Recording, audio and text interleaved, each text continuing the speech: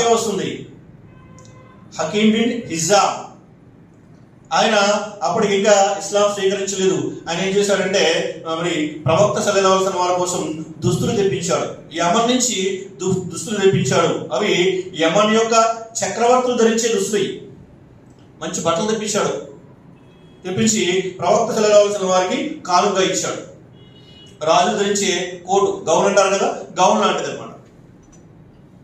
ప్రవక్త సల్లల్లాహు అలైహి వసల్లం వారికి ఇచ్చాడు. ఇస్తే ప్రవక్త సల్లల్లాహు అలైహి వసల్లం వారు దాన్ని గ్రహించారు. తర్వాత ఏం చేశారంటే తనకి అత్యంత ఇష్టమైనటువంటి ప్రియమైన శిష్యుడు ఉసామా బిన్ జైద్ రజియల్లాహు తఆలా వారికి అవి గిఫ్ట్ గా ఇచ్చేశారు. ఉసామా బిన్ జైద్ రజియల్లాహు తఆలా వారు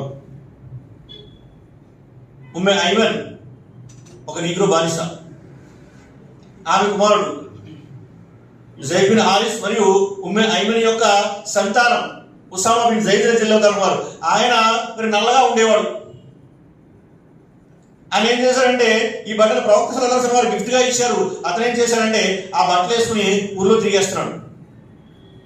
తిరిగేస్తుంటే ఈయన ఎవరైతే ప్రవక్త సల్లల్లాహు అలైహి వసల్లం వారికి ఆ బట్టలు బహుమతిగా ఇచ్చాడో ఆయన ఒకసారి ఆయనకి ఎదురుపడ్డాడు. హకీమ్ బిన్ హిజామ్ గారు రోడ్డు మీద ఉన్నాడు, ఆయనకి ఉసామా బిన్ జైద్ ఎదురుపడ్డారు. మరి ఈయన ఏ బట్టలు అయితే ప్రవక్త సల్లల్లాహు అలైహి వసల్లం వారికి బహుమతిగా ఇచ్చాడో అవే బట్టలు వేసుకుని ఆయన వచ్చేస్తున్నాడు. ఈయన చూశాడు. చూసి ఆయన పిలిచి అడిగాడు, ఉసామా ఏంటి మంచి హుషారుగా ఉన్నావు, ఏమనుకుంటున్నావు? నీ మట్టికి నువ్వేమన్నా యమన్ బాద్షా అనుకుంటున్నావా నువ్వు అంటే ఆయన చెప్పాడు, లేదు యమన్ బాద్షా కంటే కూడా గొప్ప అన్నాడు. నేను యమన్ బాద్షా కంటే కూడా గొప్పని.